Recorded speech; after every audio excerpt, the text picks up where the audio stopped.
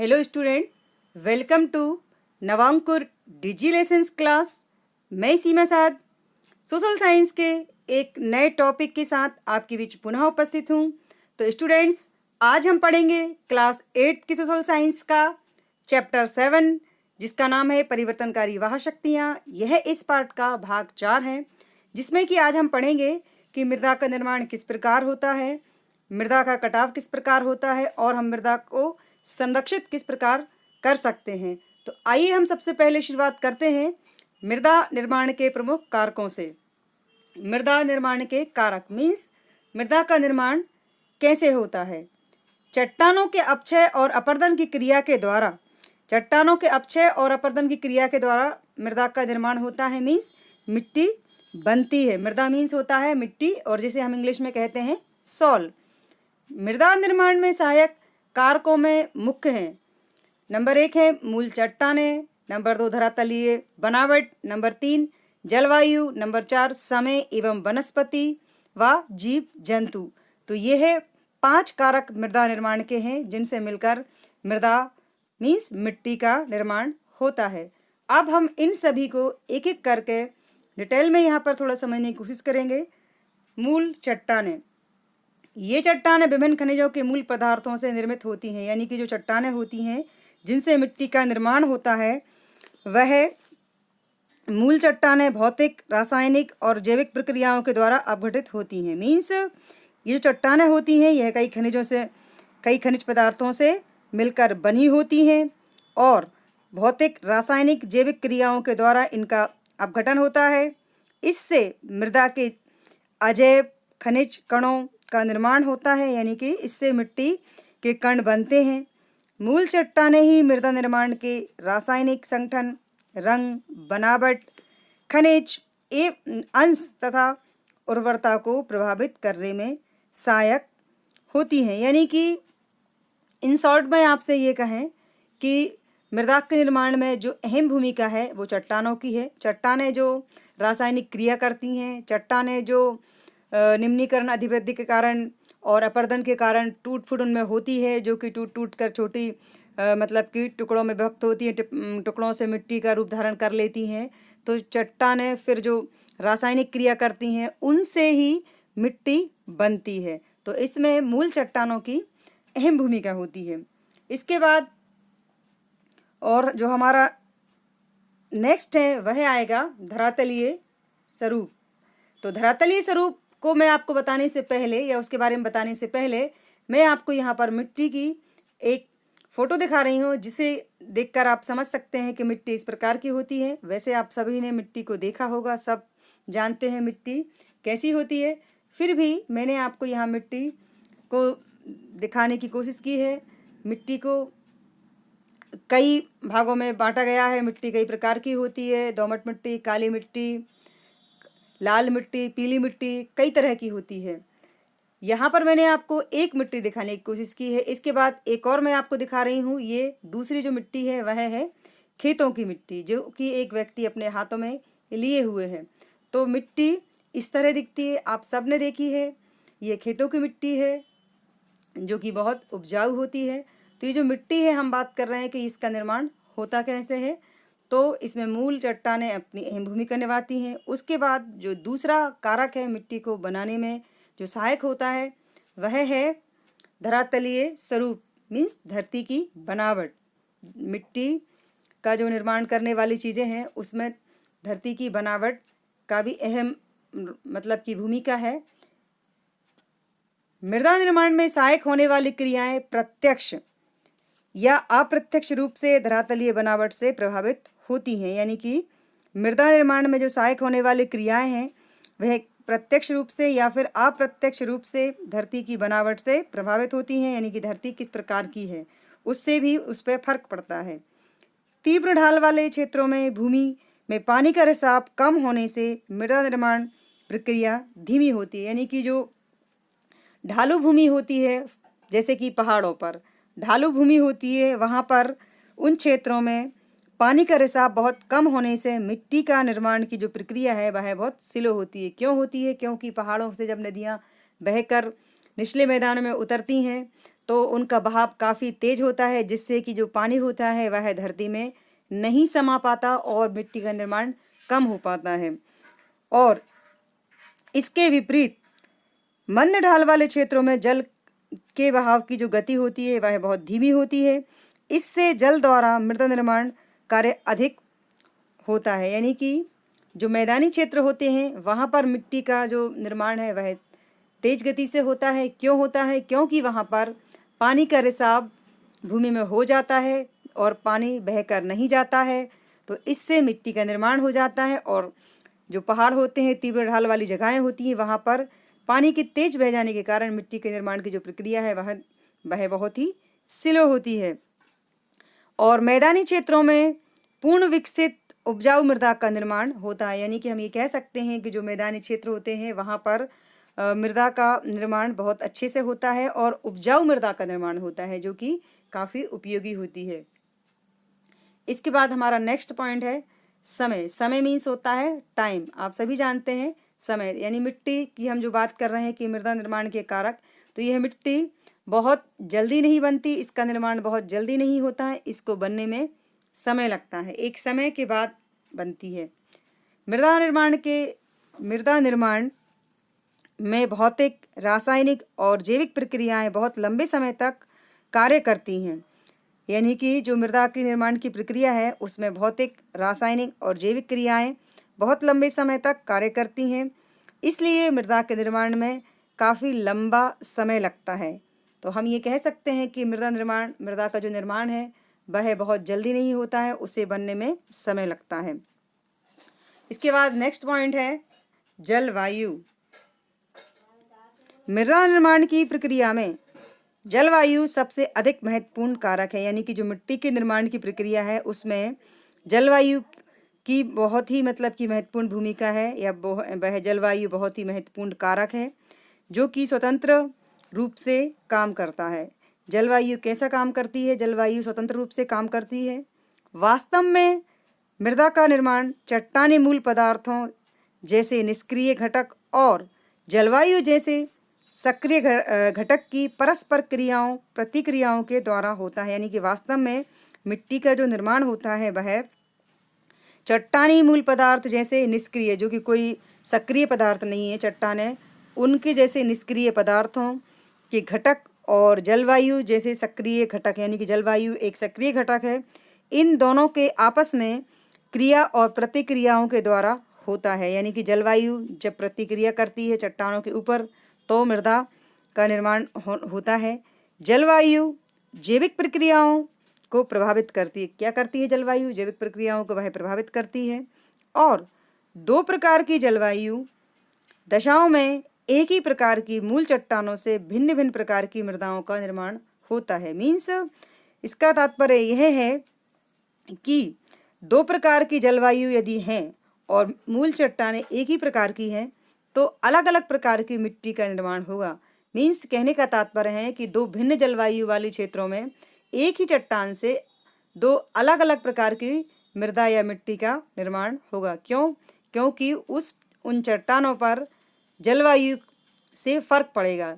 जिस क्षेत्र के, जिस स्थान के जिस तरह की जलवायु होगा उसके आधार पर वहाँ उसकी जलवायु के हिसाब से मिट्टी का निर्माण होगा।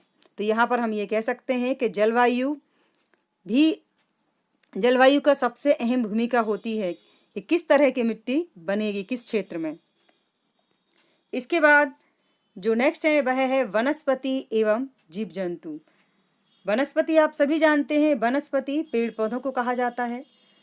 तो वनस्पति एवं जीव जंतु मिट्टी के निर्माण में बहुत अहम भूमिका होती है, यानी कि जिन जिन कारकों की हम यहाँ पर बात कर रहे हैं उनमें से यदि कोई भी एक कम होगा तो मिट्टी का निर्माण नहीं होगा। इसलिए यहाँ पर सभी कारक, जिन 5 कारकों की हम यहाँ पर बात कर रहे हैं, सभी एक दूसरे के पूरक हैं। एक के भी बिना अगर कमी रहेगी तो मिट्टी का निर्माण नहीं होगा। पेड़ पौधे तथा जीव जंतु मूल चट्टानी पदार्थों को विकसित मृदा में बदलने में सक्रिय भूमिका निभाते हैं। मीन्स ये जो पेड़ पौधे होते हैं और जीव जंतु होते हैं ये मूल चट्टानी पदार्थों को विकसित मृदा में बदलने की अहम भूमिका निभाते हैं, सक्रिय भूमिका निभाते हैं। यानी कि यही तो चट्टानों में से मिट्टी का निर्माण करते हैं। सड़े गले पेड़ पौधे तथा मृत जीव जंतुओं के अवशेषों से मृदा में जैविक अंश बनते हैं। यानी कि जो पेड़ पौधे होते हैं जो कि सड़ गल जाते हैं और जो जीव जंतु होते हैं जो जिनकी मृत्यु हो जाती है और जो ज़मीन में पड़े रहते हैं, तो उनके ज़मीन में पड़े रहने से एक समय के बाद वह मिट्टी में ही मिक्स हो जाते हैं। और जो पेड़ पौधे होते हैं जिनकी पत्तियां होती हैं, डालियां होती हैं जो ज़मीन पर पड़ी रहती हैं, बारिश होती है, बारिश होने से ये सारी चीज़ें मिट्टी में ही मिक्स हो जाती हैं ज़मीन पर पड़े पड़े, और वो मतलब कि ज़मीन में मिल जाने से एक समय के बाद मिट्टी का रूप धारण कर लेती हैं। तो इसलिए हम ये कहते हैं कि सड़े गले पेड़ पौधे और मृत जीव जंतुओं के अवशेषों से, यानी कि उनके बचे हुए जो अवशेष हैं उनसे जैविक अंश बनते हैं। अपघटन तथा जैविक प्रक्रियाओं के सहयोग से जैव पदार्थ ह्यूमस के रूप में बदल जाते हैं। यानी किसके द्वारा? अपघटन तथा जैविक प्रक्रियाओं के सहयोग से। किसके सहयोग से? अपघटन, जो कि एक घुलन जिसमें कि चट्टानें टूट टूट कर पानी के साथ रासायनिक क्रिया करने से वह घुल जाती हैं और उनके सहयोग से जैव पदार्थ ह्यूमस का रूप में बदल जाते हैं, ह्यूमस में बदल जाते हैं। ह्यूमस भी सड़े गले पेड़ पौधे, मरे हुए जीव जंतुओं के मिट्टी में मिलने से ही बनता है। ह्यूमस जो होता है वह मृदा को उपजाऊ बनाता है। ह्यूमस से ही मृदा क्या बनती है? उपजाऊ बनती है, और ह्यूमस के द्वारा ही वनस्पति और फसलों को पोषण मिलता है। यानी कि जो ह्यूमस होता है इसके द्वारा ही पेड़ पौधों को और फसलों को पोषण मिलता है। तो ये बनता कैसे है? ये सड़े गले मरे हुए जीव जंतुओं के मिट्टी में मिल जाने से, और ऐसे चीज़ों के मिट्टी में मिल जाने से मिट्टी उपजाऊ हो जाती है, जिसे हम ह्यूमस कहते हैं। और यह ह्यूमस मिट्टी के उपजाऊपन में अहम भूमिका निभाता है, ये मिट्टी को उपजाऊ करता है। इसके साथ ही ये ह्यूमस फसलों के लिए भी बहुत फ़ायदेमंद होता है। फसलों के लिए यह खाद का काम करता है, यह एक जैविक खाद का काम करता है। जो बाजार में खाद मिलते हैं उन खाद की अपेक्षा ये जो ह्यूमस होता है ये ज़्यादा ही लाभकारी होता है। इसके बाद आता है मृदा अपरदन। तो स्टूडेंट्स, वो तो हमने देखे मृदा निर्माण के 5 कारक, जो कि मूल चट्टानें, धरातलीय स्वरूप, समय, जलवायु, वनस्पति एवं जीव जंतु थे। तो यानी उन 5 पदार्थों से मिलकर मिट्टी का निर्माण होता है। अब हम बात कर रहे हैं मृदा अपरदन की। किसकी बात कर रहे हैं? मृदा अपरदन की। यानी कि मिट्टी का जो कटाव है वह कैसे होता है, मिट्टी को जो नुकसान होता है वह कैसे होता है। मृदा अपरदन यानी कि मिट्टी का मतलब कि कटाव होना। मृदा की ऊपरी परत मानव के लिए अत्यंत महत्वपूर्ण है। कौन सी परत? ऊपरी परत। मृदा की जो सबसे ऊपर की परत है वह मानव के लिए बहुत ही महत्वपूर्ण है और बहुत ही उपयोगी संसाधन है। मनुष्य और जीव जंतु, कौन? मनुष्य और जीव जंतु अपने कार्यों के द्वारा मृदा के विनाश के कारण बनते हैं या मृदा के विनाश का कारण बनते हैं। तो स्टूडेंट्स, हम ये कह सकते हैं कि जो मृदा की या मिट्टी की जो सबसे ऊपरी परत होती है वह मानव के लिए बहुत ही उपयोगी संसाधन है, और मनुष्य तथा जीव जंतु अपने फायदे के लिए मृदा का विनाश करते हैं। मनुष्य भी करता है और जीव जंतु करते हैं। कैसे करते हैं? आज के समय में लोग खेतों की मिट्टी हटाकर ज़मीन को बेचकर वहाँ पर भूमंडलीकरण कर रहे हैं। जीव जंतु भी अपने फ़ायदे के लिए उस पर लगे हुए पेड़ पौधों को खाते हैं। इस तरह मिट्टी का नुकसान पहुँचता है। इनके कारण मृदा तो कट कट कर बह जाती है या फिर नष्ट हो जाती है। यानी मनुष्यों के कारण और जीव जंतु के कारण मृदा या तो वह कट कट कर पानी में बह जाती है या फिर नष्ट हो जाती है या फिर मानव के लिए वह अनुपयोगी हो जाती है। क्यों? क्योंकि उसका उपजाऊपन खो जाता है। मृदा पदार्थों के अत्यधिक विनाश और कटाव की इस क्रिया को ही हम मृदा का अपरदन कहते हैं। यानी कि मिट्टी को जिस तरीके से मनुष्य हानि पहुंचाता है और जीव जंतु हानि पहुंचाते हैं, उस क्रिया को ही हम मिट्टी का कटाव या फिर मिट्टी का अपरदन कहते हैं। अपरदन और कटाव दोनों का एक ही मतलब है। यानी कि मिट्टी का कटाव होना किसी भी कारण से, चाहे वह पानी के साथ बहकर जाना, हवा के साथ उड़कर जाना, या फिर मनुष्य को अपने लिए उसका अनुपयोगी कर देना, ये सभी चीज़ें मृदा के कटाव हैं या मृदा का अपरदन है। अब हम इसको नीचे लिखी दो इन लाइनों के माध्यम से भी समझने की कोशिश करेंगे कि मृदा का अपरदन क्या होता है। प्राकृतिक शक्तियों या मानवीय क्रियाओं से मृदा के आवरण को हटाने को मृदा अपरदन कहते हैं। यानी कि प्राकृतिक शक्तियों यानी जिसे मनुष्य ने ना किया हो, उन शक्तियों या फिर मानवीय क्रियाओं से मृदा के आवरण को हटाने की जो प्रक्रिया है उसे ही हम मृदा का अपरदन कहते हैं। नेक्स्ट है मृदा अपरदन के कारण। तो इस तरह ये तो हमने जाना कि मृदा का अपरदन किस प्रकार होता है। अब हम ये जानने की कोशिश करेंगे कि मृदा अपरदन के कारण क्या हैं, किन किन कारणों से मृदा का अपरदन होता है। मृदा को सबसे बड़ी क्षति अपरदन के कारण होती है। किसके कारण होती है मृदा को सबसे बड़ी क्षति यानी कि नुकसान? अपरदन के कारण होती है। जब भूमि से वनस्पति का अपरदन या आवरण जब भूमि से वनस्पति का आवरण हट जाता है, यानी कि जब भूमि के ऊपर से पेड़ पौधे हट जाते हैं तो मृदा की ऊपरी परत ढीली पड़ जाती है। यानी कि धरती के ऊपर से जब हम पेड़ पौधों को काट देते हैं या किसी भी कारण से हटा देते हैं तो जो मिट्टी है उसकी पकड़ ढीली पड़ जाती है। और इसके अलावा तेज वर्षा के साथ मृदा के कण पानी में बह जाते हैं और तेज हवा के साथ वह उड़ जाते हैं। ये तो दो कारण है। इसके अलावा और भी कई कारण हैं जिनसे मृदा का अपरदन होता है। हम एक एक करके इनको समझने की कोशिश करेंगे। पहला है पशुओं की अत्यधिक चराई। क्या है? पहला पशुओं की अत्यधिक चराई, जो कि आपकी तीसरी लाइन में लिखा है, अलग से आपको पॉइंट में नहीं दिया गया है। पशुओं को जो जंगलों में चराने के लिए भेज दिया जाता है और वह मतलब अपना भोजन करते हैं पेड़ पौधों को खाकर, तो इससे भी मृदा का अपरदन होता है। क्यों? क्योंकि लगातार या अधिक मात्रा में पशुओं की चराई करने से मृदा उस जगह से पेड़ पौधे हट जाते हैं और मृदा वहाँ से मिट्टी का अपरदन होता है। यानी कि पेड़ पौधों के हट जाने से मिट्टी कमज़ोर हो जाती है। उसके बाद है वनों की अंधाधुंध कटाई के कारण, यानी कि लगातार जो मानव अपने फ़ायदे के लिए पेड़ों को दिन मतलब कि काट रहे हैं, इसके कारण भी मृदा का अपरदन होता है। और इसके अलावा अत्यधिक उर्वरकों का प्रयोग, यानी कि आज के समय में जो किसान अपनी उर्वरता को बढ़ाने के लिए यानी अपने फसलों के उत्पादन को बढ़ाने के लिए अत्यधिक मात्रा में रासायनिक खादों का प्रयोग करते हैं, इसके कारण मिट्टी का उपजाऊपन खत्म हो जाता है और इसमें केमिकल्स मिले होते हैं, जिसके कारण से मिट्टी की उपजाऊपन कम होता है और मिट्टी को नुकसान होता है। एक तरह से हम ये कह सकते हैं कि इससे भी मृदा का अपरदन होता है।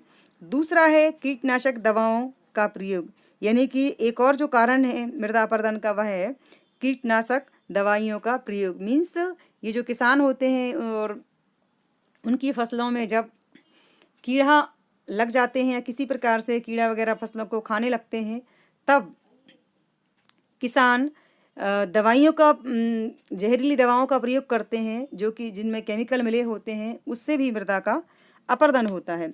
इसके बाद एक और कारण है अनियंत्रित सिंचाई। अनियंत्रित सिंचाई मतलब किसान अपने फसलों की पैदावार बढ़ाने के लिए खेतों में दिन रात सिंचाई करते हैं ताकि उनकी फसल बहुत अच्छी हो और उनके फसल का उत्पादन बढ़ जाए। इसके लिए वह बहुत सिंचाई करते हैं, उससे भी मृदा का अपरदन होता है। तो इस तरह ये मृदा अपरदन के कारण है कि जिसके कारण से मिट्टी को नुकसान होता है और मिट्टी का अपरदन होता है। और हम ये कह सकते हैं कि मानव अपने फ़ायदे के लिए और जीव जंतु अपने फ़ायदे के लिए मृदा का अपरदन कर रहे हैं और वो समय दूर नहीं है। अगर इस तरह मृदा का अपरदन होता रहेगा तो एक समय के बाद धरती पर मृदा की कमी भी हो सकती है। इसके बाद अब हम जानेंगे मृदा संरक्षण के उपाय, यानी कि हम मृदा का अपरदन होने को हम मतलब कि कैसे रोक सकते हैं, यानी कि मिट्टी का अपरदन होने से हम उसे कैसे रोक सकते हैं, उसके लिए क्या क्या उपाय किए जा सकते हैं। तो यहाँ पर स्टूडेंट्स मैंने कुछ उपायों को आपको बताने की कोशिश की है। पहला उपाय है मृदा संरक्षण का वनों का संरक्षण। क्या है वनों का संरक्षण? वृक्षों की जड़ें मृदा पदार्थों को बांधे रखती हैं। ये हम सभी जानते हैं कि ये जो पेड़ पौधे हैं वह मिट्टी को बांधे रखते हैं, क्योंकि पेड़ पौधों की जड़ें मिट्टी के अंदर नीचे काफ़ी दूरी तक, गहराई तक फैली रहती हैं, जिससे मिट्टी में कसावट बनी रहती है और मिट्टी का अपरदन नहीं होता है। तो इस कारण वनों को बचाना बहुत ज़रूरी है। अगर वन नहीं होंगे तो मिट्टी भी नहीं होगी, इसलिए वनों का संरक्षण बहुत ज़रूरी है। दूसरा है वृक्षारोपण।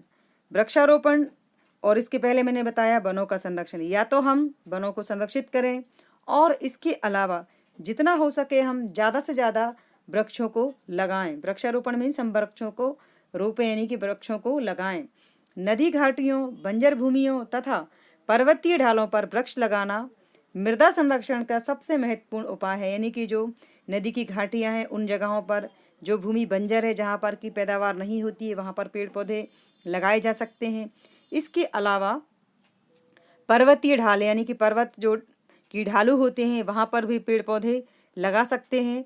इससे मृदा को मतलब संरक्षित किया जा सकता है और इसके अलावा मरुस्थलों के विस्तार को होने से रोका जा सकता है। अगर वृक्षारोपण अधिक होगा तो मरुस्थल में कमी आएगी। तीसरा पॉइंट है भूमि उद्धार, यानी कि भूमि का उद्धार। जल द्वारा बनी उबड़ खाबड़ भूमियों को समतल बनाकर मृदा अपरदन को रोका जा सकता है। यानी कि जल के द्वारा नदी के बहाव के कारण पर्वतों से जो नदियां बहकर आती हैं और ऊपर से नीचे गिरती हैं, तो वह कई प्रकार के कैनियन, महाखंड, घाटियों का निर्माण करती हैं। तो इससे मृदा का अपरदन होता है और धरती उबड़ खाबड़ हो जाती है।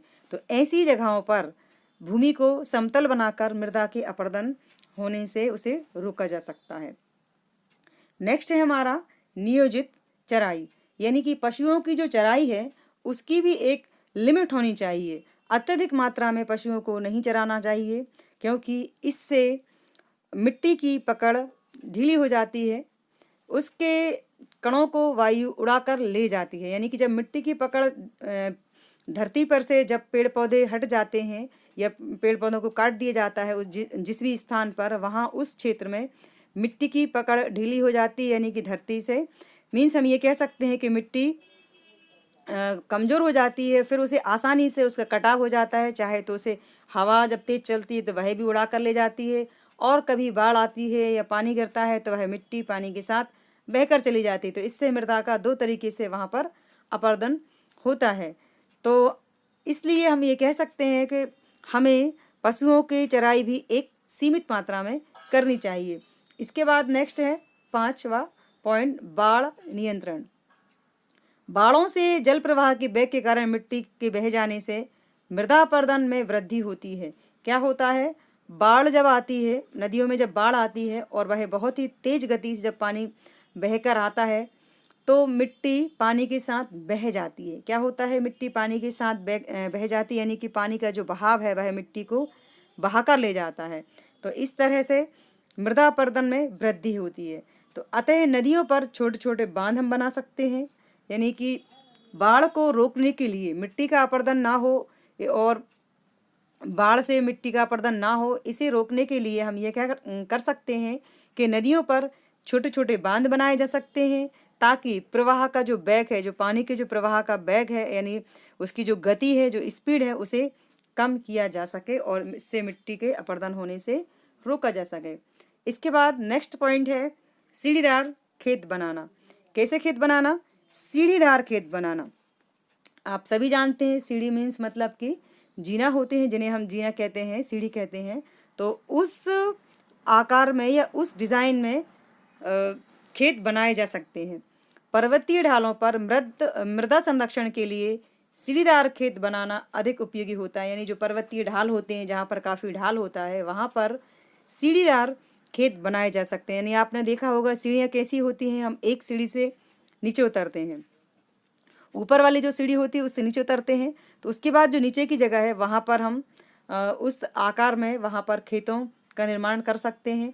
क्योंकि ढाल से मिट्टी जब आएगी ऊपर से बहकर तो समतल मैदान में वहीं निक्षेपित हो जाएगी, यानी कि मिट्टी वहाँ पर बह नहीं पाएगी और उन खेतों में रुक जाएगी। अगर ऐसा करेंगे, सीढ़ीदार खेतों का निर्माण करेंगे, तो मिट्टी जो पर्वतीय ढालों से बहकर आ रही है वह नीचे जहाँ पर खेतों का निर्माण कर दिया है वहाँ पर मिट्टी वहीं पर जम जाएगी। तो इस तरह मृदा का या मिट्टी का अपरदन नहीं होगा। इसका जो अंतिम पॉइंट है वह है फसलों में फेरबदल, यानी कि एक जो और इसका उपाय है मृदा को अपरदन से रोकने के लिए वह है फसलों में फेरबदल। मृदा की उर्वरता को बनाए रखने के लिए फसलों को बारी बारी से बदलकर बोना चाहिए। यानी कि हमारे जो किसान हैं वो एक उपाय यह भी कर सकते हैं मृदा को अपरदन से रोकने के लिए कि वह अपने खेतों में हर साल बदल बदल कर फसल को मतलब कि उन्हें बोना चाहिए। यानी हम ये कह सकते हैं कि वह जो किसान हर साल अपने खेतों में एक ही प्रकार की फसल को बोते हैं, जैसे गेहूँ, चना, सोयाबीन, तो वो एक उपाय कर सकते हैं कि हर साल या कुछ सालों के बाद वह उसे बदल बदल कर बोएं। इससे मृदा जो है वो अनुपजाऊ नहीं होगी और उसका उपजाऊपन बना रहेगा। तो स्टूडेंट्स, इस तरह हम ये कह सकते हैं कि ये 7 पॉइंट थे मृदा संरक्षण को मृदा संरक्षण के, यानी कि हम इन 7 उपायों के द्वारा मिट्टी के अपरदन होने से रोक सकते हैं। इस तरह इस वीडियो में स्टूडेंट्स हमने मृदा निर्माण के कारक, मृदा के अपरदन के कारण और मृदा संरक्षण के उपाय को समझने की कोशिश की है। उम्मीद करती हूँ कि आपको समझ में आए होंगे। Thanks for watching.